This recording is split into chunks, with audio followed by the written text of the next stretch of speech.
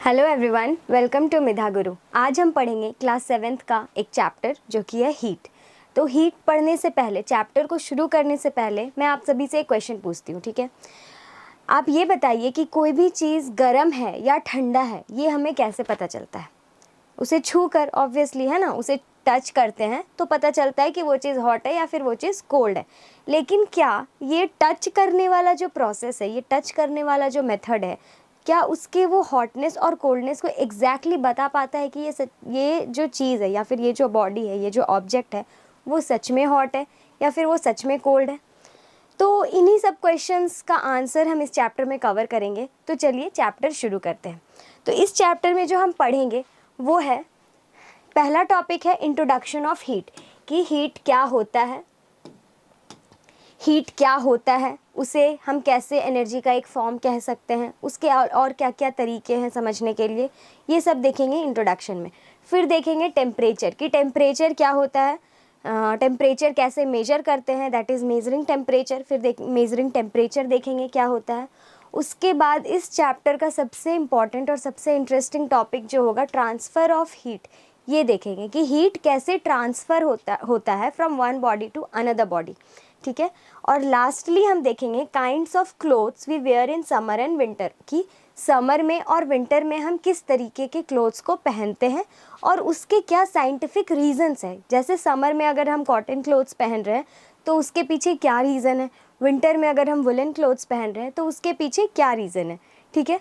तो ये सारी चीज़ें हम इस चैप्टर में कवर करेंगे, ठीक है। तो सबसे पहला टॉपिक हीट, इसको शुरू करने से पहले एक छोटा सा एक्टिविटी करते हैं, राइट। इस एक्टिविटी में ये कुछ ऑब्जेक्ट्स के नाम हैं और इन ऑब्जेक्ट्स का बताना है हमें कि वो कोल्ड है या वार्म है या फिर हॉट है, ओके। तो सबसे पहला जो है वो है आइसक्रीम। तो हम सब बता सकते हैं ना कि आइसक्रीम कैसा होता है, ठंडा होता है या गर्म होता है? ऑब्वियसली आइसक्रीम कैसा होगा, वो ठंडा ही होगा। तो आइसक्रीम को हम कर देंगे कूल, ठीक है। देन फिर है टी। तो चाय, चाय हम कैसा पसंद करते हैं, गरम गरम या ठंडा ठंडा? गरम गरम चाय, दैट इज़ वार्म। चाय कैसा है, वार्म है। फिर है फ्रूट जूस। फ्रूट जूस कैसा होना चाहिए? गर्मियों में हम फ्रूट जूस पीते हैं ना, तो फ्रूट जूस कैसा होना चाहिए? फ्रूट जूस ठंडा होना चाहिए। गरम गरम फ्रूट जूस तो किसी को नहीं पसंद आएगा, तो फ्रूट जूस होना चाहिए कोल्ड। फिर है handle of a frying pan. जो फ्राइंग पैन होता है उसका जो हैंडल होता है उसे हम टच करके देखेंगे तो हमें कैसा फील होगा, गरम या ठंडा? ऑब्वियसली फ्राइंग पैन का हैंडल जब हम टच करेंगे तो वो गरम ही फील होगा, है ना। ये जैसे ये देखिए, ये एक फ्राइंग पैन है, इसके हैंडल को अगर हम यहाँ टच करेंगे तो ये कैसा फील होगा, ये फील होगा गरम गरम। फिर है air from a hair dryer. Hair dryer जो होता है जिससे हम अपने बालों को सुखाते हैं, तो उससे जो एयर निकलता है वो एयर कैसा होता है, गर्म हवा निकलती है उससे या फिर ठंडी हवा निकलती है? उस एयर ड्रायर से गर्म हवा निकलती है, ठीक है। तो वो क्या हो जाएगा, warm. Metal vessel kept in open on cold winter days. Winter के डेज में अगर हम कोई भी मेटल वेसल को ऐसे आसमान के नीचे, खुले आसमान के नीचे रख देंगे तो वो कैसा हो जाएगा, ठंडा होगा या गर्म होगा? विंटर डेज में ऑब्वियसली वो ठंडा हो जाएगा, तो वो क्या हो जाएगा, कोल्ड। तो इन सारे एक्टिविटीज़ से, या फिर अगर हम ये एक्टिविटी को करें और इससे फिर हमें क्या पता चलता है कि कोई भी ऑब्जेक्ट को हम टच करके बता सकते हैं कि वो हॉट है या कोल्ड है, राइट। हॉटनेस और कोल्डनेस हम किसी भी ऑब्जेक्ट को ऐसे टच करके बता सकते हैं। लेकिन मैंने आपसे पहले पूछा ना, क्या ये रिलायबल मेजर है बताने का कि कोई भी ऑब्जेक्ट हॉट है या कोल्ड है? इसे अभी हम और थोड़ा डिटेल में देखेंगे धीरे धीरे, तब हमें इस आंसर का पता चलेगा, ठीक है। तो अब हम देखते हैं हीट एंड टेम्परेचर। हीट क्या होता है और टेम्परेचर क्या होता है, इन दोनों के बीच क्या सिमिलैरिटीज़ है, क्या डिफरेंसेस है, ये दोनों आपस में कैसे रिलेटेड है, ठीक है।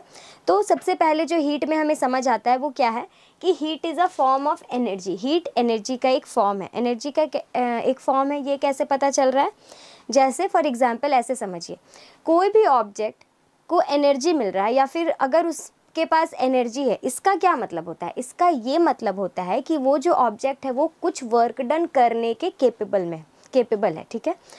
अगर किसी के पास एनर्जी है, जैसे फॉर एग्जांपल अगर मेरे पास एनर्जी है तो मैं कुछ वर्क डन कर सकती हूँ, अगर आपके पास एनर्जी है तो आप कुछ वर्क कर सकते हैं। वैसे ही हीट क्या है, हीट भी एनर्जी का एक फॉर्म है, तो हीट भी कुछ वर्क डन तो कर सकता है ना। तो इसको ऐसे समझते हैं, जैसे एक वेसल में हम पानी गर्म कर रहे हैं, ठीक है। अब पानी जो गर्म कर रहे हैं तो क्या हो रहा है, पानी को क्या मिल रहा है, बहुत सारा हीट मिल रहा है, तो वो हीट कुछ ना कुछ वर्क डन तो करने के केपेबल है ना। तो वो कैसे अपना वर्क डन करेगा, ऐसे समझिए जैसे पानी कर रहे हैं वेसल में गर्म और उसको एक कवर से ढक दिए, कवर कर दिए, ढक्कन से ढक दिए, तो क्या हो रहा है, जब पानी बहुत ज़्यादा बॉईल होने लगता है तो वो जो ढक्कन होता है वो थोड़ा शेक करने लगता है, वो थोड़ा हिलने डुलने लगता है। तो वो क्या हो रहा है, वही जो शेक कर रहा है ना ढक्कन, वो जो हिल रहा है ढक्कन, वही इसका वर्क डन है, वही जो एनर्जी है वो वर्क डन के इसी फॉर्म में कन्वर्ट हो पा रहा है, ठीक है। तो heat is a form of energy which makes us feel hot और वार्म, जो हमें कैसा फील कराता है, वो कोई भी चीज़ हॉट है या वार्म है, ये क्या फील करा रहा है, ये हीट फील करा रहा है। Heat is a form of energy which makes us feel hot और वार्म, ठीक है। उसके बाद दूसरा क्या लिखा हुआ है, और we can say that it is a form of energy where transfer of energy from hotter to cooler object takes place. इसका क्या मतलब है कि ये एक ऐसा फॉर्म ऑफ एनर्जी है जहाँ पे जो ट्रांसफ़र ऑफ एनर्जी होता है वो हॉटर से कूलर ऑब्जेक्ट की तरफ जाता है। जैसे अगर दो बॉडी है और ये मान लो 35 डिग्री सेल्सियस है और ये 40 डिग्री सेल्सियस है, तो ज़्यादा गर्म कौन है, ज़्यादा गर्म ये है, ये समझेंगे अभी, थोड़े आगे बढ़ेंगे तो फिर समझेंगे कि ये क्या है। अभी बस इतना समझिए कि ये क्या है, 40 डिग्री सेल्सियस है तो ये ज़्यादा गर्म है। तो जो हीट का जो ट्रांसफ़र होगा ना वो इधर से इधर होगा, मतलब हॉटर टू कूलर, हीट का ट्रांसफ़र हॉटर से कूलर की तरफ होता है, ठीक है। नेक्स्ट है कि heat can be converted into other forms of energy. इसको कैसे समझते हैं, जैसे जो एनर्जी होता है ना, एनर्जी का एक लॉ होता है जिसमें वो ये बताता है कि energy can neither be created nor be destroyed, only it can be transferred from one form to another form. इसका क्या मतलब हुआ कि एनर्जी को ना ही कोई क्रिएट कर सकता है और ना ही कोई डिस्ट्रॉय कर सकता है। सिर्फ क्या किया जा सकता है एनर्जी के साथ, एनर्जी को एक फॉर्म से दूसरे फॉर्म में कन्वर्ट किया जा सकता है। जैसे घरों में जो गैस होते हैं, हमारे जो सिलेंडर एलपीजी गैस होते हैं, उसमें क्या होता है, जो गैस भरा रहता है वो किस फॉर्म में रहता है, वो एक केमिकल के फॉर्म में रहता है। मतलब जो गैस है वो किस फॉर्म में है, वो जो एनर्जी है वो किस फॉर्म में है, केमिकल एनर्जी के फॉर्म में। लेकिन जब हम उसको बर्नर से कनेक्ट करके उसमें उसको जलाते हैं तो वो किस फॉर्म में आ जाता है, मतलब गैस को जब हम ऑन करते हैं तो वो जो केमिकल एनर्जी है वो हीट एनर्जी के फॉर्म में दिखता है ना हमें। तो उसमें क्या हो रहा है, जो गैस हम घरों में यूज़ कर रहे हैं उसमें क्या हो रहा है, उसमें जो केमिकल एनर्जी है वो हीट एनर्जी में कन्वर्ट हो रहा है। हीट एनर्जी कहीं अलग से क्रिएट नहीं हो रहा है, केमिकल एनर्जी ही हीट एनर्जी में कन्वर्ट होता है। तो यही एनर्जी का जो मेन सबसे फंडामेंटल लॉ होता है ना, वो होता है कि energy can neither be created nor it can be destroyed, only it can be transferred from one form to another form. जैसे इसमें देखते हैं, ये एक मशीन है, ठीक है, इसमें बहुत सारा हीट दिया जा रहा है, राइट, इसमें हीट दिया जा रहा है, बहुत सारा हीट दे रहे हैं। और ये क्या है, ये है टरबाइन। यहाँ पे क्या हो रहा है, टरबाइन क्या होता है, टरबाइन समझ लो एक तरीके का व्हील है, ठीक है, जो घूमता है, ठीक है। तो इसमें क्या हो रहा है, जो हीट है, ये जो एनर्जी है वो किस फॉर्म में है, हीट एनर्जी। ये जो एनर्जी है वो हीट एनर्जी के फॉर्म में है। और जब ये हीट बहुत ज़्यादा इसमें प्रोवाइड करा जा रहा है तो ये इस टरबाइन के पास जा रहा है और ये टरबाइन घूम रहा है, ये टरबाइन क्या हो रहा है, घूम रहा है। तो यहाँ पे जो काम हो रहा है, यहाँ जो वर्क डन हो रहा है वो किस फॉर्म में हो रहा है, मैकेनिकल एनर्जी। मतलब क्या हो रहा है, जो हीट एनर्जी है वो कन्वर्ट हो जा रहा है मैकेनिकल एनर्जी के फॉर्म में, ठीक है। तो इससे क्या पता चला कि heat can neither be created nor energy can neither be created nor it can be destroyed, only it can be transferred from one form to another form, that is the heat energy can be converted into other forms of energy. मतलब heat energy को हम other forms of energy में भी convert कर सकते हैं, ठीक है। तो heat energy is converted into mechanical energy. यहाँ पे इस डायग्राम में क्या हो रहा है, जो हीट एनर्जी है वो मैकेनिकल एनर्जी के फॉर्म में कन्वर्ट हो रहा। ठीक है, नेक्स्ट हम देखेंगे ये एक्टिविटी। जैसे अभी मैंने आपसे पूछा ना कि क्या किसी भी चीज़ को टच करना उसका एक रिलायबल मेजर है कि वो वो ज़्यादा ठंडा है या फिर वो कम ठंडा है या फिर वो गर्म है या वो गर्म नहीं है। इस टाइप का टच करके क्या हम बता सकते हैं कि उसका एग्जैक्ट हॉटनेस या कोल्डनेस क्या है, तो उसको हम इस एक्टिविटी के थ्रू समझते हैं। ठीक है, ये 3 कंटेनर्स हैं, मान लेते हैं ये container A, container B and container C. इस मानते हैं कंटेनर ए में हॉट वाटर है। ठीक है, ये जो कंटेनर बी है इसमें मानते हैं कोल्ड वाटर है, और ये जो कंटेनर सी है इसमें मानते हैं नॉर्मल वाटर है, ना हॉट ना कोल्ड। ठीक है, तो अब क्या करना है, अपने लेफ्ट हैंड को इस कंटेनर ए में डुबाते हैं, अपने राइट हैंड को कंटेनर बी में डुबाते हैं। ठीक है, तो जब हम लेफ्ट हैंड को कंटेनर ए में डुबाएंगे तो ये जो हाथ है ये कैसा फील करेगा, गर्म फील करेगा, हॉट फील करेगा। और जब राइट हैंड को कंटेनर बी में डुबा रहे हैं तो ये जो हाथ है ये कैसा फील करेगा, कोल्ड वाटर है तो ये ठंडा फील करेगा। ठीक है, अब हम यहाँ से दोनों हाथ निकालें और फिर दोनों हाथ साथ में इस कंटेनर सी में डुबाएं। तो क्या आप लोग बता सकते हैं कि क्या दोनों हाथों में सेम तरीके का सेंसेशन फील होगा? मतलब अगर ठंडा फील हो रहा है तो दोनों हाथ में ठंडा फील हो, और गर्म फील हो रहा है तो दोनों हाथ में गर्म फील होगा? नहीं। क्यों नहीं होगा? क्योंकि जहाँ हॉट वाटर, जो हाथ हम हॉट वाटर में डुबाएं दैट इज़ लेफ़्ट हैंड। ठीक है, लेफ़्ट हैंड को जब हम नॉर्मल वाटर में डुबाएंगे ना तो ये जो हाथ है वो इस बार ठंडा फील करेगा, क्योंकि हॉट वाटर और नॉर्मल वाटर में जो टेम्परेचर डिफरेंस है, नॉर्मल वाटर का टेम्परेचर कम है as compared to hot water. तो ये जो हाथ है लेफ़्ट हैंड ये ठंडा फील करेगा। लेकिन वहीं दूसरी तरफ अगर इस राइट हैंड को कोल्ड वाटर से निकाल के हम नॉर्मल वाटर में डुबाएं तो ये जो राइट हैंड है ये गर्म फील करेगा। क्यों गर्म फील करेगा? क्योंकि कोल्ड वाटर का जो टेम्परेचर है वो कम है as compared to normal water. तो हम कम टेम्परेचर के ज़्यादा टेम्परेचर की तरफ जा रहे हैं, इसीलिए ये जो हाथ है राइट हैंड जो कि कोल्ड वाटर में था पहले, नॉर्मल वाटर में जाने पर वो ठंडा फील करेगा। तो हम इसको तो रिलायबल मेजर नहीं बोल सकते हैं ना, कि एक ही टाइम में दो हाथ अलग अलग चीज़ फील कर रहा है, अलग अलग सेंसेशन फील कर रहा है, तो हम इसको रिलायबल मेजर तो नहीं बोल सकते हैं कि वो सच में हम लोग किसी भी चीज़ को टच करके उसके टेम्परेचर को ईज़िली बता सकते हैं। तो उसके लिए क्या होता है? उसके लिए होता है टेम्परेचर। टेम्परेचर क्या होता है? टेम्परेचर एक रिलायबल मेजर है ऑफ द हॉटनेस और कोल्डनेस ऑफ एनी ऑब्जेक्ट। किसी भी ऑब्जेक्ट का हॉटनेस और कोल्डनेस को मेजर करने का जो रिलायबल क्वांटिटी है वो है टेम्परेचर। किसी भी चीज़ को टच करके उसके हॉटनेस और कोल्डनेस को पता करना is not the reliable measure. Okay, so temperature is the physical quantity which tells us exactly what is hot और व्हाट इज़ कोल्ड। ठीक है, दूसरा क्या है? The differentiation of hot and cold comes from the difference in their temperature. मतलब कोई भी object hot है या कोल्ड है वो कैसे पता चल रहा है? उसके टेम्परेचर डिफरेंस की वजह से। जैसे अभी वो एक्टिविटी जो हमने किया उसमें क्या था, ये 3 कंटेनर है, इसमें हॉट वाटर है, इसमें कोल्ड वाटर है और इसमें नॉर्मल वाटर है। ठीक है, तो जब हम हॉट वाटर से हाथ निकाल के नॉर्मल में जा रहे हैं तो इस हाथ को ठंडा क्यों फील हो रहा है? क्योंकि हॉट वाटर का टेम्परेचर और नॉर्मल वाटर का टेम्परेचर अलग अलग है। There is a difference in both these temperatures. Similarly cold water का टेम्परेचर और नॉर्मल वाटर का टेम्परेचर भी अलग अलग है। There is difference in both these temperatures as well. इसीलिए हमें अलग अलग जगह अलग अलग टेम्परेचर फील हो रहा है because of the difference in their temperatures. तो differentiation of hot and cold comes from the difference in their temperature. उनके टेम्परेचर में जो डिफरेंस है उसकी वजह से हम लोग किसी भी चीज़ को हॉट या कोल्ड में डिफरेंशिएट कर पाते हैं। तो temperature is the measure of the degree of hotness और कोल्डनेस ऑफ एन ऑब्जेक्ट। तो इससे हम क्या कंक्लूड कर सकते हैं?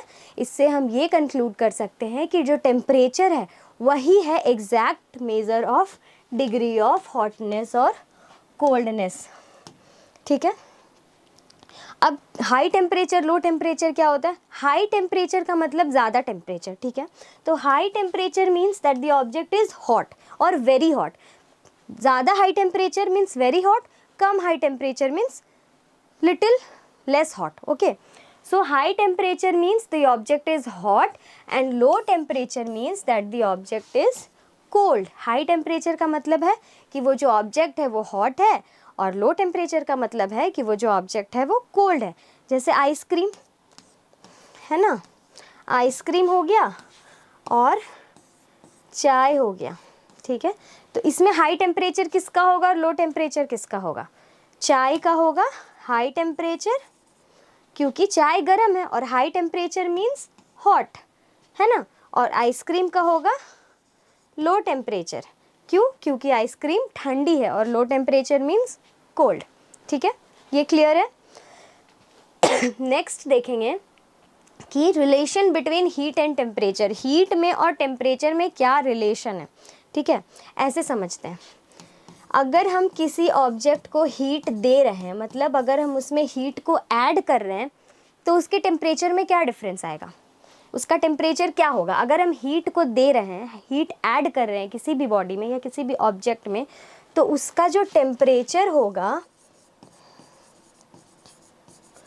उसका टेम्परेचर भी रेज करेगा। मतलब हीट के बढ़ाने से टेम्परेचर भी बढ़ रहा है। उसी तरीके से अगर हम हीट निकाल रहे हैं या हीट को रिड्यूस कर रहे हैं किसी बॉडी से, तो उसका टेम्परेचर भी क्या होगा? रिड्यूस करेगा, उसका टेम्परेचर भी घटेगा। तो हीट और टेम्परेचर के बीच अगर हम ऐसा मैथमेटिकल या फिजिकल टर्म में बोले कि हीट और टेम्परेचर के बीच में कैसा रिलेशन है, तो हम बोल सकते हैं कि हीट एंड टेम्परेचर के बीच में डायरेक्ट रिलेशन है। डायरेक्ट रिलेशन का मतलब क्या होता है? डायरेक्ट रिलेशन, डायरेक्ट रिलेशन का क्या मतलब होता है? डायरेक्ट रिलेशन का मतलब होता है कि अगर कोई एक फिजिकल क्वांटिटी इंक्रीज हो रहा है तो उसके साथ वाला भी इंक्रीज होगा, और अगर उसी को डिक्रीज कर रहे हैं तो उसके साथ वाला भी डिक्रीज करेगा।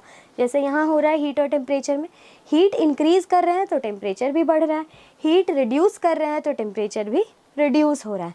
तो हम बोल सकते हैं कि, नोट करके लिख लेंगे कि हीट एंड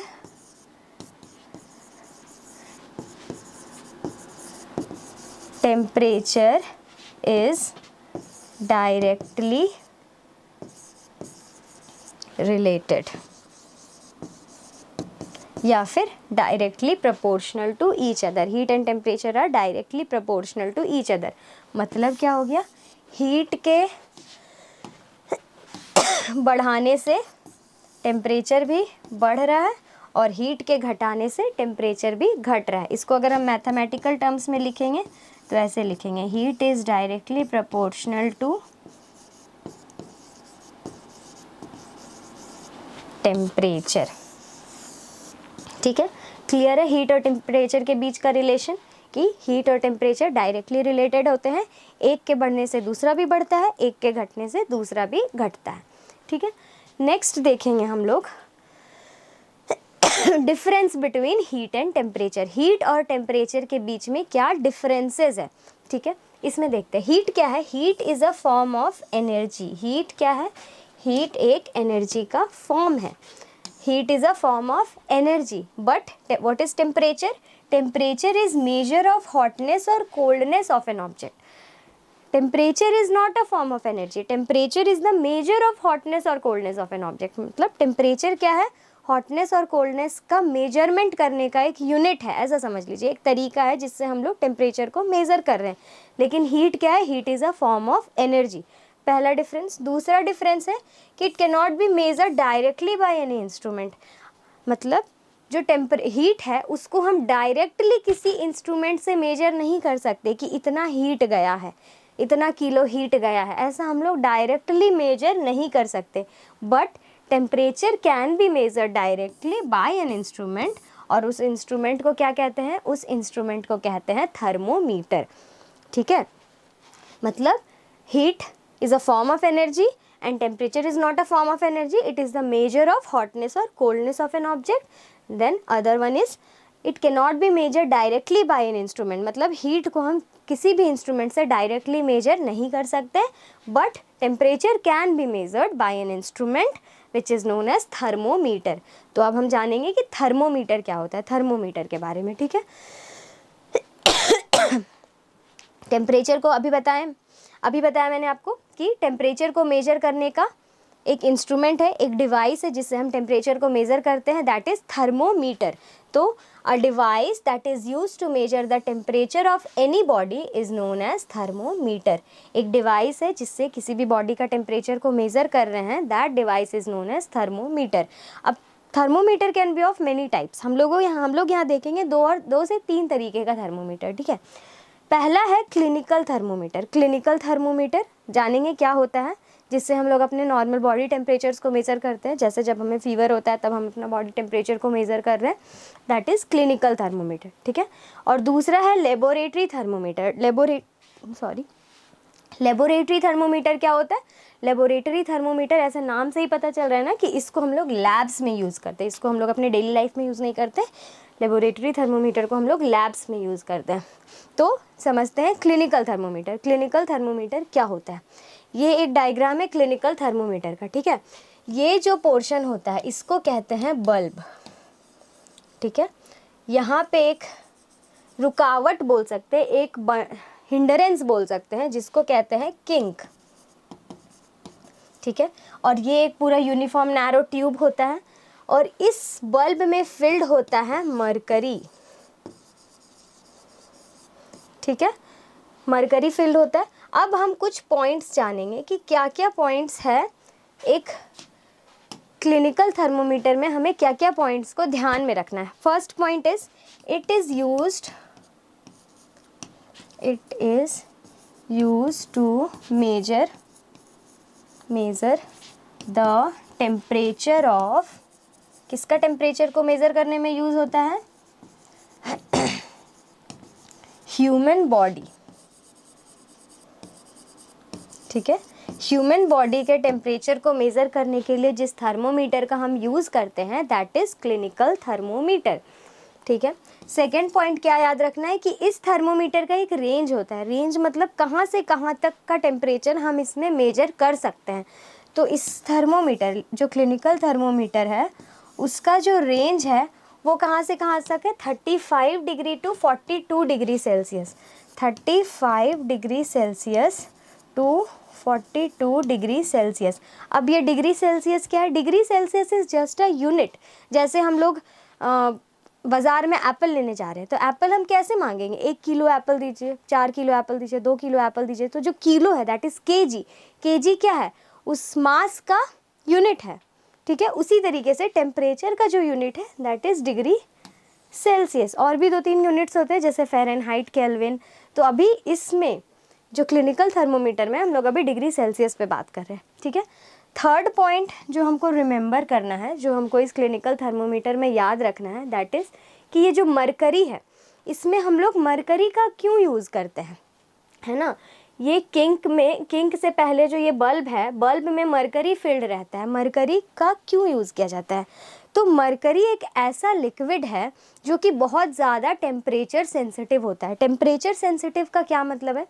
टेम्परेचर सेंसिटिव का मतलब होता है कि अगर थोड़ा सा भी चेंज हुआ टेम्परेचर में तो वो उसको ईजिली डिटेक्ट कर लेगा। ठीक है, अगर कोई दूसरा लिक्विड इस मरकरी की जगह में अगर हम कोई दूसरा लिक्विड इसमें डालें तो वो क्या होगा? उतना ज़्यादा इफ़ेक्टिव नहीं हो पाएगा जितना मरकरी हो पाता है। तो मरकरी बहुत ज़्यादा टेम्परेचर सेंसिटिव होता है, इसी वजह से इसमें हम लोग मरकरी का यूज़ करते हैं। अब मरकरी का जो हम लोग यूज़ कर रहे हैं, कैसे पता चलेगा कि वो कितना टेम्परेचर आ रहा है?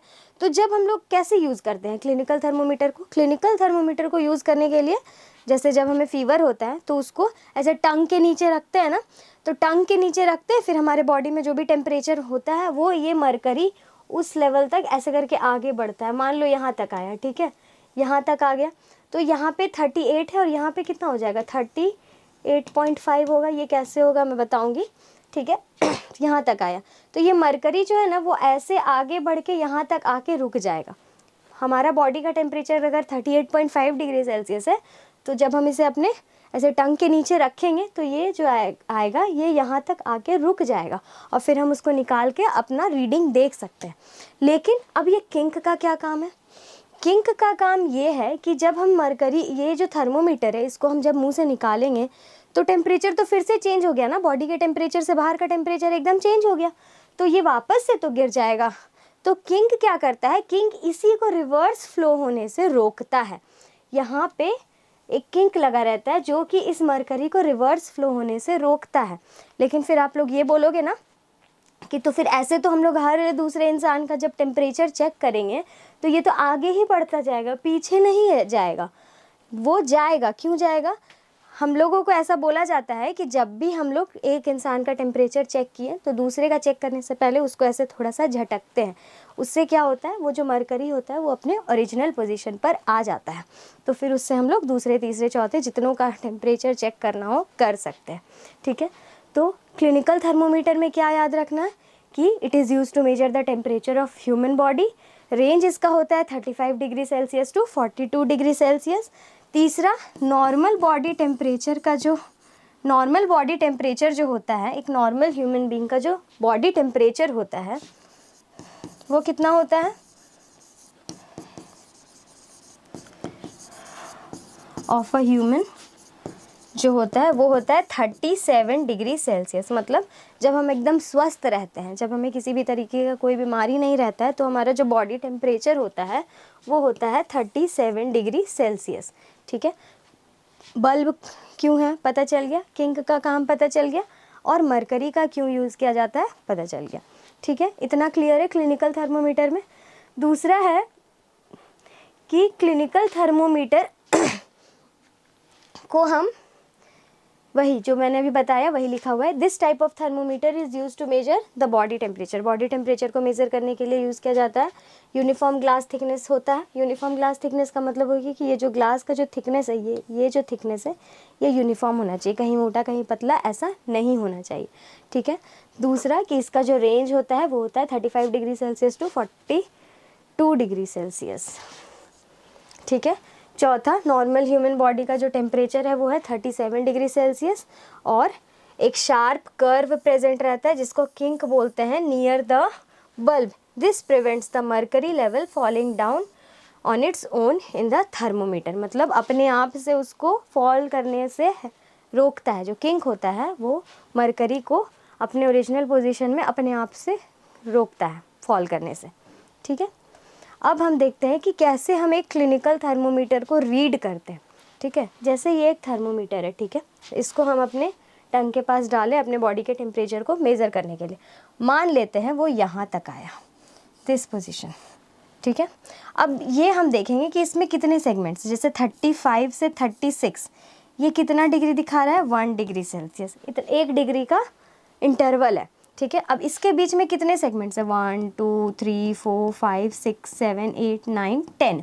मतलब ये 10 स्मॉल सब डिविजन्स में डिवाइडेड है। ठीक है, तो ये 35 है तो यहाँ पे कितना होगा, 35.1, फिर यहाँ पे 35.2, 35.3। तो वैसे ही यहाँ पे 38 से 39 के बीच का अगर यहाँ पे बॉडी का टेम्परेचर मेजर हो रहा है, शो कर रहा है, तो ये कितना होगा, तो ये 38, 38.1, 38.2, 38.3, 38.4, 38.5 एंड 38.6। तो हम इसको मेजर कर सकते हैं 38.6। ये बिल्कुल वैसा ही मेजर करते हैं जैसे हम लोग अपने नॉर्मल स्केल में मेजर करते हैं। ठीक है, जैसे हम अपने नॉर्मल स्केल में मेजर करते हैं, this is the same way. ठीक है, क्लियर है। अब देखो, जैसे मैंने आप लोगों को बताया ना कि डिग्री सेल्सियस एक यूनिट है टेम्परेचर को मेज़र करने का, वैसे ही कुछ और भी यूनिट्स है जैसे डिग्री फ़ारेनहाइट और केल्विन। तो अगर डिग्री सेल्सियस में कोई यूनिट दिया हुआ है, कोई टेम्परेचर अगर डिग्री सेल्सियस में दिया हुआ है, उसको हम अगर डिग्री फ़ारेनहाइट में चेंज करना चाहें तो कैसे करेंगे, तो उसके लिए है ये फॉर्मूला। अगर डिग्री सेल्सियस में या डिग्री फ़ारेनहाइट किसी में भी दिया हो तो हम उसको उसके दूसरे यूनिट में कन्वर्ट कर सकते हैं। जैसे फॉर एग्ज़ाम्पल हम मानते हैं एक example 35 degree Celsius to degree Fahrenheit. अगर हम इसको कन्वर्ट करना चाहें 35 डिग्री सेल्सियस को डिग्री फ़ारेनहाइट में कन्वर्ट करना चाहें तो इस फॉर्मूला में पुट करेंगे। Degree Fahrenheit is equals to, degree Celsius की जगह में हम क्या लिखेंगे, 35 इंटू 9/5 प्लस 32। अब इसको सॉल्व करेंगे, 5 7 जा 35, 7 9 जा 63 प्लस 32 कितना हो गया, 95 डिग्री फ़ारेनहाइट। तो इससे क्या पता चला कि 35 डिग्री सेल्सियस को फ़ारेनहाइट में लिखेंगे तो वो आएगा 95 डिग्री फ़ारेनहाइट। ठीक है, ऐसे हम लोग कन्वर्ट कर सकते हैं। वैसे ही अगर फ़ारेनहाइट में दिया हुआ उसको सेल्सियस में कन्वर्ट करना है तो जैसे सिंपल इक्वेशन हम लोग सॉल्व करते हैं उसी तरीके से हम लोग इस इक्वेशन को सॉल्व करके पता कर सकते हैं। ठीक है, दूसरा है लेबोरेटरी थर्मोमीटर। अब लेबोरेटरी थर्मोमीटर क्या होता है, laboratory thermometer are those thermometers that are used in labs, जो कि हम लोग लैब्स में यूज़ कर सकते हैं। जैसे क्लिनिकल थर्मोमीटर में क्या है ना, क्लिनिकल थर्मोमीटर में आपका रेंज फिक्स्ड है, कहाँ से कहाँ तक, 35 degree Celsius to 42 degree Celsius. ठीक है, लेकिन अगर इससे कम का टेम्परेचर मेज़र करना हो या इससे ज़्यादा का टेम्परेचर मेज़र करना हो तब हम क्या करेंगे, तब तो क्लिनिकल थर्मोमीटर काम नहीं करेगा ना। तो उस जगह पर हम किस थर्मोमीटर का यूज़ करेंगे, उस जगह पर हम लेबोरेटरी थर्मोमीटर का यूज़ करेंगे। ठीक है, ये है एक डायग्राम लेबोरेटरी थर्मोमीटर का। ये जो बल्ब है, अब देखो लेबोरेटरी थर्मोमीटर को जो यूज़ करने का ना कुछ कुछ रूल्स है कि कैसे हम उसको यूज़ करते हैं। पहला रूल है कि ये जो बल्ब है या फिर ये जो पूरा थर्मोमीटर है इसको हमेशा स्ट्रेट पुट करना है, ऐसे एकदम स्ट्रेट रखना है। इसको हम ऐसे टिल्टेड नहीं रख सकते। टिल्टेड रखने से क्या होगा कि वो एग्जैक्ट करेक्ट रीडिंग नहीं दे पाएगा। तो it should be put always straight. ठीक है, कि लेबोरेटरी थर्मोमीटर में क्या करेंगे कि ये हमेशा हमें स्ट्रेट रखना होगा, इसे हम टिल्टेड नहीं रख सकते हैं। ठीक है, दूसरा पॉइंट क्या है कि ये जो ग्लास बल्ब है उसको अगर हम ऐसे रख रहे हैं, देखिए अगर हम ऐसे रख रहे हैं ना, मान लो कोई एक लिक्विड है उसका हमको टेम्परेचर मेजर करना है। ठीक है, उस टेम्परेचर को मेज़र करने के लिए पहला चीज़ हमें इसे स्ट्रेट रखना पड़ेगा। दूसरी चीज़ क्या, जैसे ये अगर इसका बल्ब है तो इसका जो बल्ब है ना वो चारों तरफ से सराउंडेड होना चाहिए उस लिक्विड से जिसका हमें टेम्परेचर को मेज़र करना है। तो द बल्ब शुड बी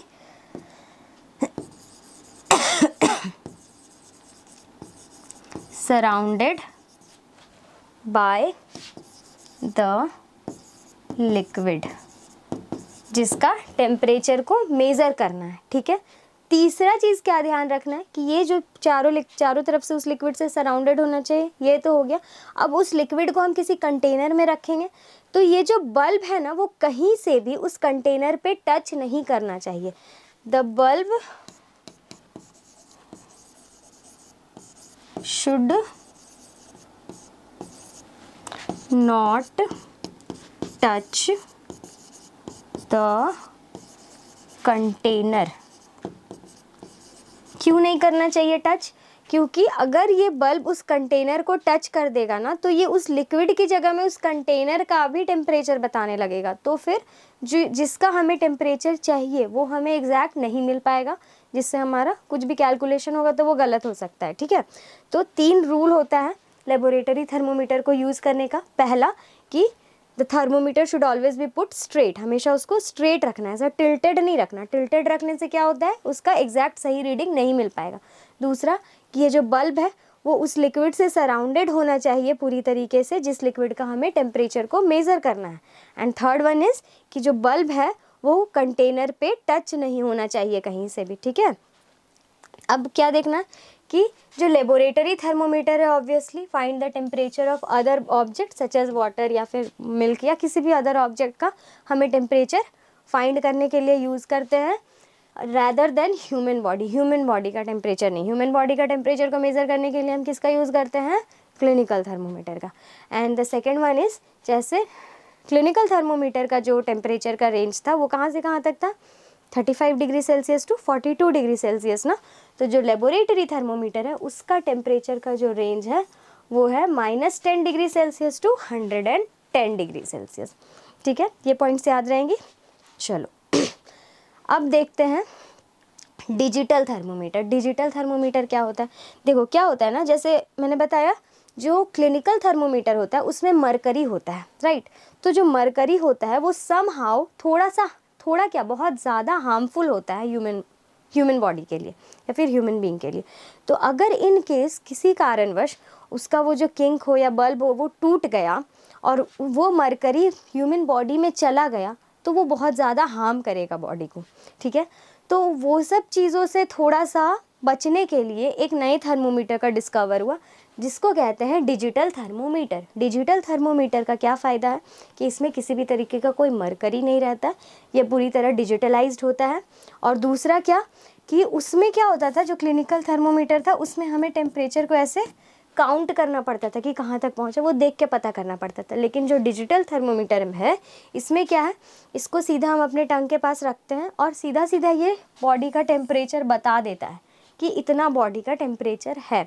उसमें हमें कहीं से भी उसको काउंट करने का ज़रूरत नहीं पड़ता है, तो ईजी होता है कन्वीनियंस के अकॉर्डिंग। तो वही है, it is sometimes difficult to handle a mercury filled thermometer especially when it breaks and mercury falls out. क्या होता है, कभी कभी डिफ़िकल्ट हो जाता है मर्करी फील्ड थर्मोमीटर का यूज़ करने पर, स्पेशली कब, जब वो ब्रेक हो जाता है और मर्करी गिर जाता है। तो इसीलिए nowadays digital thermometers are available to use. और इस तरीके का थर्मोमीटर में किसी तरीके का कोई मरकरी नहीं होता है और ये क्या होता है, डायरेक्टली करेक्ट टेम्परेचर डिस्प्ले कर देता है। ये जो इसका स्क्रीन है, इस स्क्रीन पे ये डायरेक्टली उस बॉडी का करेक्ट टेम्परेचर को डिस्प्ले कर देता है। ठीक है चलो इतना तो समझ आया। अब इससे रिलेटेड एक छोटा सा क्वेश्चन करते हैं। ठीक है, क्वेश्चन है on the removal of heat from a substance the temperature of the body. अभी मैंने आपको बताया था ना, हीट और टेम्परेचर के बीच कुछ रिलेशन होता है, राइट।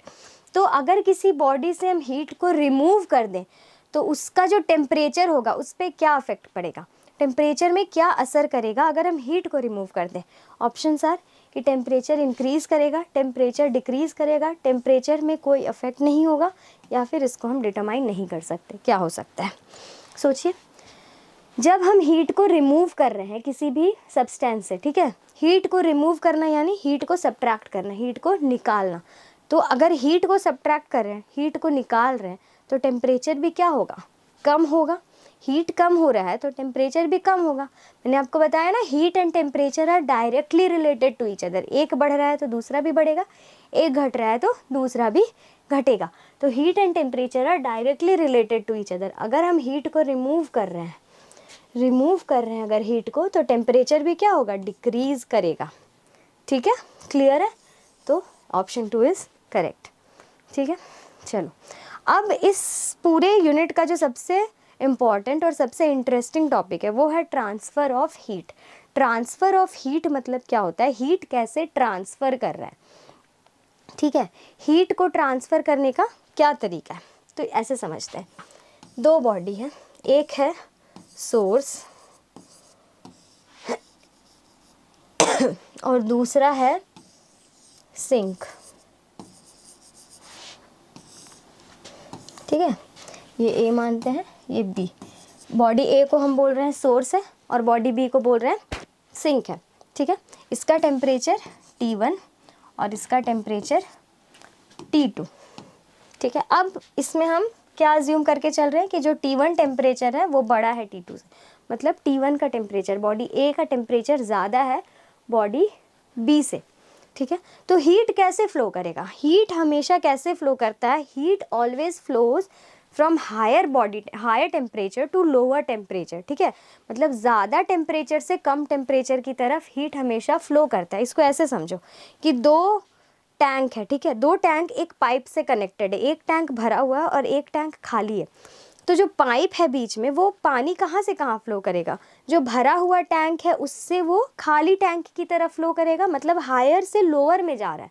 तो हीट भी वैसा ही बिल्कुल ट्रांसफ़र करता है, हीट भी हायर टू लोअर में ही जाता है। तो T1 का टेम्परेचर अगर बड़ा है और T2 का टेम्परेचर कम है T1 से, तो हीट का जो फ्लो होगा वो इस डायरेक्शन में होगा, मतलब A से B की तरफ हीट फ्लो करेगा। और ये कब तक फ्लो करेगा? ये तब तक फ्लो करेगा जब तक इन दोनों का टेम्परेचर यानी T1 इक्वल्स टू T2 नहीं हो जाता, तब तक हीट फ्लो करेगा। वंस T1 और T2 इक्वल हो जाएगा तो जो हीट का जो फ्लो है या फिर हीट का जो ट्रांसफ़र है वो रुक जाएगा। ठीक है, तो हीट ऐसे ही ट्रांसफ़र करता है। ठीक है, क्लियर इतना? तो ये क्लियर है कि हीट कैसे फ्लो कर रहा है, T1 से T2 की तरफ फ्लो कर रहा है। क्यों? क्योंकि T1 का टेम्परेचर ज़्यादा है और T2 का टेम्परेचर कम है, और हीट हमेशा फ्लो करता है higher temperature to lower temperature. Clear? चलो अब हम लोग नेक्स्ट देखते हैं process of mode of transfer of heat, की जो हीट है वो किस तरीके से, किस किस मोड से वो ट्रांसफ़र करता है। तो इसके basically 3 mode of transfer of heat होते हैं। The first one is conduction, second one is convection and third one is radiation. Conduction, convection और रेडिएशन, ये क्या है? Mode of transfer of heat है। जिस जिस मोड से हीट ट्रांसफ़र कर रहा है वो है कंडक्शन, कन्वेक्शन एंड रेडिएशन। पहला समझते हैं कि कंडक्शन क्या होता है। कंडक्शन को समझना बहुत आसान है। क्या होता है, जैसे ऐसे समझो, जैसे कढ़ाई है ना, कढ़ाई खाना बनाते हैं तो कढ़ाई रहता है गैस में, तो उसमें जो स्पैचुला रहता है, जिसको हम लोग छुलनी भी बोलते हैं, जो स्पैचुला रहता है वो अगर कढ़ाई में ही छोड़ देते हैं तो वो स्पैचुला क्या होता है? वो गर्म हो जाता है। क्यों गर्म हो जाता है? कैसे गर्म हो जाता है? That is because of conduction of heat. Conduction की वजह से गर्म हो जाता है। अब देखते हैं कि कंडक्शन कैसे हो पा रहा है। ठीक है, जैसे ये डायग्राम में क्या देख रहे हैं कि ये कैंडल है। ठीक है, कैंडल के ऊपर एक रॉड रखा हुआ है और ये रॉड यहाँ से गर्म होना शुरू हुआ और ये धीरे धीरे धीरे धीरे धीरे धीरे करके पूरा रॉड गर्म हो रहा है। कैसे गर्म हो रहा है, इसको इससे समझते हैं। क्या हो रहा है इसमें, जैसे ये रॉड का पहला वाला पार्ट है जहाँ पे ये रखा गया। ठीक है, ये फर्स्ट वाला जो पार्ट है ये है। ठीक है, अब यहाँ ये जो मॉलिक्यूल्स है ये क्या हो रहा है? गर्म हो रहा है। जब कोई चीज़ गर्म हो जा रहा है मतलब वो अनस्टेबल हो रहा है, वो बहुत ज़्यादा वाइब्रेट कर रहा है और इसको क्या चाहिए? स्टेबिलिटी चाहिए। तो स्टेबिलिटी पाने के लिए ये क्या करेगा? जो अपना एनर्जी है, अपना जो इसका हीट एनर्जी है वो दूसरे मॉलिक्यूल्स को, यानी उसके आगे के जो मॉलिक्यूल्स है उसको ट्रांसफ़र करने लगेगा। और जब फिर ये भी वैसे ही गर्म हो जाएगा तो ये अपना हीट एनर्जी अपने आगे वाले मॉलिक्यूल्स को ट्रांसफ़र करेगा। इसी तरीके से कंडक्शन का प्रोसेस काम करता है। कंडक्शन का जो प्रोसेस है ना, क्या किया, ये कोई भी मॉलिक्यूल्स अपने पोजीशन को चेंज नहीं करता है। पोजीशन किसी का चेंज नहीं होता है। चेंज क्या होता है? बस ये अपना हीट को इधर ट्रांसफ़र करते जाता है। ये अपना हीट इसको दिया, ये अपना हीट इसको दिया, फिर ये हीट अपना इसको दिया, फिर ये इसको दिया। इस तरीके से ये लोग क्या कर रहा है? बस अपना हीट को ट्रांसफ़र करते जा रहे हैं और इसी ट्रांसफ़र ऑफ हीट के वजह से क्या हो रहा है? सारा मॉलिक्यूल्स लास्टली जाके क्या हो जाता है? गर्म हो जाता है। ठीक है, ये होता है कंडक्शन का प्रोसेस। तो हम लोग देखेंगे कि क्या हो रहा है कंडक्शन में। पहला क्या है? Conduction is a process where energy is transmitted from one particle to another particle within a medium. और ये मीडियम कैसा होना चाहिए? सॉलिड मीडियम होना चाहिए। मतलब सॉलिड बॉडी में ही कंडक्शन प्रोसेस होता है, लिक्विड और गैस में कंडक्शन प्रोसेस नहीं होगा। तो क्या सारे सॉलिड बॉडी में कंडक्शन प्रोसेस होता है? सोचिए, अभी इसका आंसर पता चलेगा थोड़ी देर में। ठीक है, सॉलिड बॉडी में कंडक्शन का प्रोसेस होता है, अभी इतना याद रखना। फिर क्या? In conduction the particles must be in direct contact with each other.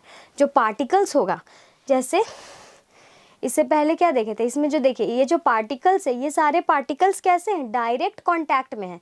ये पार्टिकल उससे अलग नहीं है, ये रॉड है, ये सारा पार्टिकल्स जो होगा इस रॉड के अंदर का वो सब कैसा होगा? वो सब डायरेक्ट कांटेक्ट में होगा। अगर पार्टिकल्स डायरेक्ट कांटेक्ट में नहीं रहेगा तो कंडक्शन का प्रोसेस नहीं होगा। तो particles must be in direct contact with each other. ठीक है, फिर थर्ड पॉइंट क्या है? Some particles move with high kinetic energy while others with low kinetic energy. अब वो काइनेटिक एनर्जी क्या हो गया? जैसे जो पार्टिकल कैंडल के जस्ट सामने है, फर्स्ट वाला जो पार्टिकल्स है, फर्स्ट वाला जो मॉलिक्यूल्स है, उसको सबसे ज़्यादा हीट मिल रहा है। तो सबसे ज़्यादा हीट उसको मिल रहा है तो उसका जो काइनेटिक एनर्जी है, मतलब वो जिस स्पीड से वाइब्रेट कर रहा है वो सबसे ज़्यादा होगा।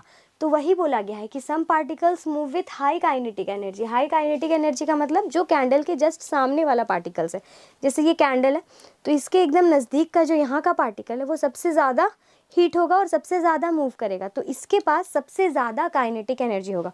और जो इधर दूर का पार्टिकल होगा वो सबसे दूर है, तो उसका जो काइनेटिक एनर्जी होगा ना वो बहुत कम होगा एज़ कम्पेयर टू यहाँ से। तो वही है high kinetic energy while others move with low kinetic energy.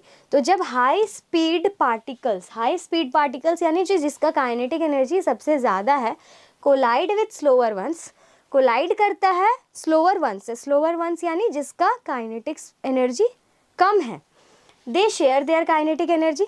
तो अगर इसके पास ज़्यादा है और इसके पास कम है तो ये क्या करेगा, धीरे धीरे ट्रांसफ़र करके अपना काइनेटिक एनर्जी शेयर करेगा।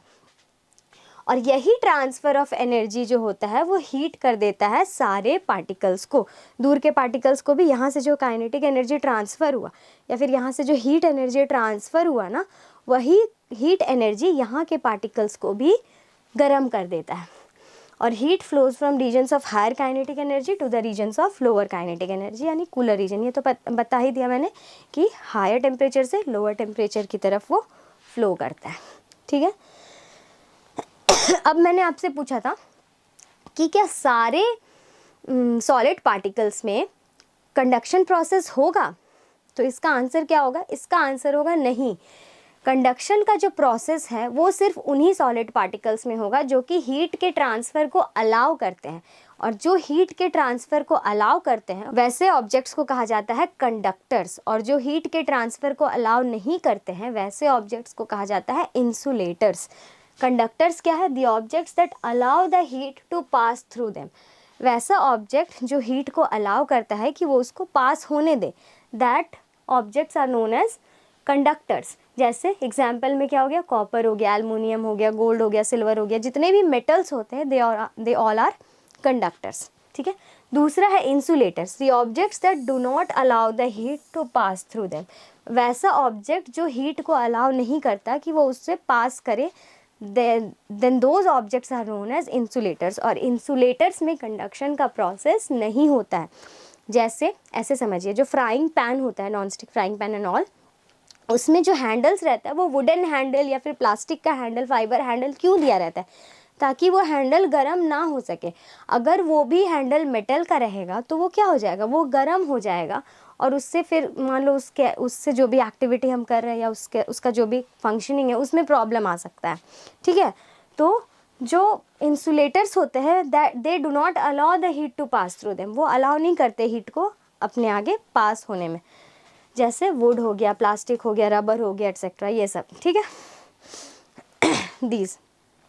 अब जो दूसरा प्रोसेस है, mode of transfer of heat, जो दूसरा प्रोसेस है वो है कन्वेक्शन। कन्वेक्शन को ऐसे समझो, convection is like a cycle. वो क्या होता है, एक साइकिल की तरह होता है। ऐसे समझो, कोई भी चीज़ अगर गर्म होती है ना तो वो हल्की हो जाती है, वो लाइट वेट हो जाती है, और कोई भी चीज़ अगर ठंडी होती है तो वो हैवी होती है। तो अगर कोई चीज़ गर्म है तो वो ऊपर रहेगी ऑब्वियसली, और कोई चीज़ ठंडी है तो वो नीचे रहेगी।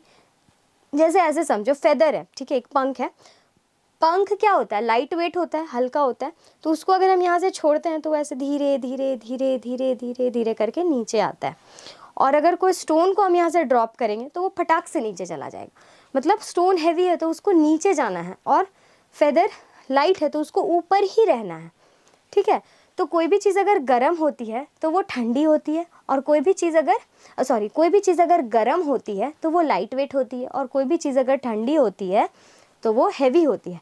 तो जो कन्वेक्शन का जो साइकिल होता है वो वैसा ही होता है। जैसे पानी हम लोग जब गर्म करते हैं तो यहाँ पे हम हीट प्रोवाइड किए, तो सबसे पहले जो यहाँ का मटेरियल है ना, यहाँ का जो मॉलिक्यूल है जो एकदम बेस पर है, जो हीट के डायरेक्ट कांटेक्ट में, सबसे पहले ये गर्म होगा, और जब ये गर्म हो जाएगा तो ये ऊपर जाएगा क्योंकि ये हल्का हो गया है ना। जब ये गर्म जाएगा तो ये ऊपर, जब ये गर्म हो जाएगा तो ये ऊपर जाएगा, क्यों, क्योंकि ये हल्का हो गया है। और ऊपर का जितना भी मॉलिक्यूल्स है वो क्या है, वो सब ठंडा है, यानी वो सब भारी है, तो वो भारी है तो वो नीचे आएगा। ठीक है, फिर वापस से ये ठंडा वाला पानी सारा नीचे आया, फिर गर्म हुआ, ये वापस से ऊपर गया, और ऊपर का ठंडा वाला वापस से नीचे आया। इसी साइकिल वाला जो प्रोसेस है, इसी प्रोसेस से पूरा जो पानी है वो गर्म हो जाता है। ठीक है, तो ये जो साइकिल वाला प्रोसेस है ना, इसी को कहा जाता है कन्वेक्शन। इसको ऐसे भी समझ सकते हैं, जैसे हमारे क्लासरूम्स में क्या रहता है या फिर हमारे रूम में क्या रहता है, डोर होता है, वेंटिलेशन होता है, विंडो होता है ना। तो डोर से जितना भी हवा आ रहा है, ठीक है, डोर से जितना भी हवा आ रहा है, मान लो गर्म हवा नीचे आ गया तो वो ऊपर जाएगा और वेंटिलेशन से बाहर निकलता जाएगा। फिर डोर से ठंडी हवा आएगी, फिर वो रूम में गर्म हुई और फिर वो ऊपर गई, फिर वेंटिलेशन से बाहर। तो ये क्या हो रहा है, एक साइकिल की तरह रिपीट हो रहा है। तो इसी साइकिल में जो हीट का ट्रांसफ़र हो रहा है ना, इसी को कहा जाता है कन्वेक्शन। ठीक है, क्लियर है? तो the transfer of heat in fluid is known as convection. जैसे सॉलिड्स में जो इस प्रोसेस से ट्रांसफ़र हो रहा था उसको क्या कहते थे, कंडक्शन। कंडक्शन जो प्रोसेस है वो सॉलिड्स में होता था। ठीक है, तो फ्लूइड्स में यानी लिक्विड और गैसेस में जो ट्रांसफ़र हो रहा है ना हीट का, उसको कहते हैं कन्वेक्शन। तो कन्वेक्शन जो प्रोसेस है वो किसके लिए है, वो लिक्विड्स और गैसेस के लिए है, यानी फ्लूइड्स के लिए है। ठीक है, ऐसे समझते हैं। जैसे ये है ना, इसमें क्या है, ये वाला हीट प्रोवाइड हो रहा है, ये जितना भी मॉलिक्यूल्स गर्म होते जा रहा है वो ऊपर जा रहा है। ये देखो, ये मॉलिक्यूल्स गर्म हुआ,